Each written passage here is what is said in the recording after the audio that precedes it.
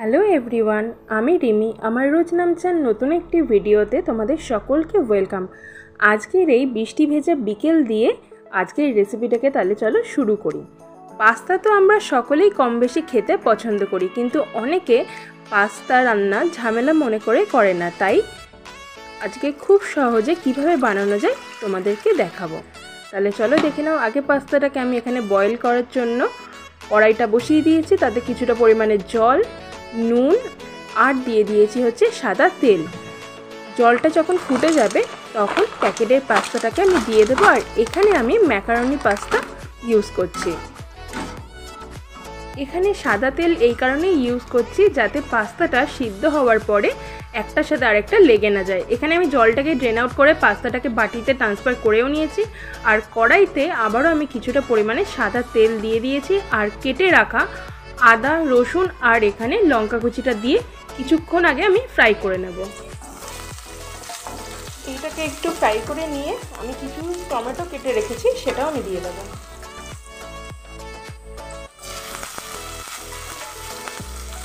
যদি বাচ্চাদের জন্য করো তাহলে ঝালটা তোমাদের প্রয়োজন মতো ইউজ করো।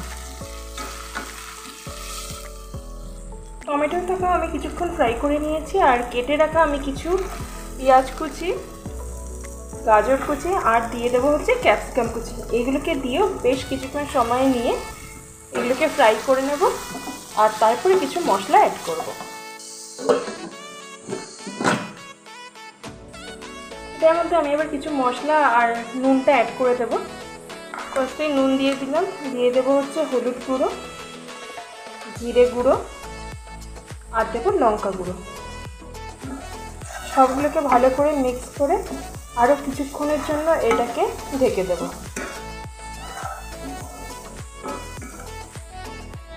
মশলাটা আমার ফ্রাই করা হয়ে গেছে। এখন যেই সিদ্ধ করা পাস্তাটা রয়েছে সেটাও দিয়ে ভালো করে মশলার সাথে মিশিয়ে নেব। আর তারপরে আমি কিছু সস এখানে ইউজ করব। ফার্স্টেই দিয়ে দেব হচ্ছে সয়া সস, তারপরে দেব হচ্ছে পিৎজা আর পাস্তা সস আর দিয়ে দেব হচ্ছে টমেটো কেচাপ। দিয়ে ভালো করে আবারও আমি কিছুক্ষণ এটাকে মিক্স করে নেব। সসের সাথে পাস্তাটাকে ভালো করে মিক্স করে নিয়ে এখন আমি নামিয়ে নেব। আর নামানোর আগে দিয়ে দেব হচ্ছে ম্যাগি মশলা। আর এই দেখো, এটা আমাদের একদম রেডি হয়ে গেছে। তাহলে চলো প্লেটে সার্ভ করে নিয়ে চলে আসি।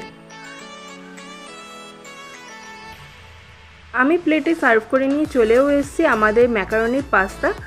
আর তোমরা এটা যে কোনো পাস্তা দিয়েই করতে পারো। আর যদি তোমাদের আজকের এই রেসিপিটা ভালো লেগে থাকে তাহলে বাড়িতে একবার ট্রাই করো। আর ভিডিওটা ছেড়ে যাওয়ার আগে একটা লাইক, শেয়ার, সাবস্ক্রাইব করে দিও। আজকের জন্য টাটা।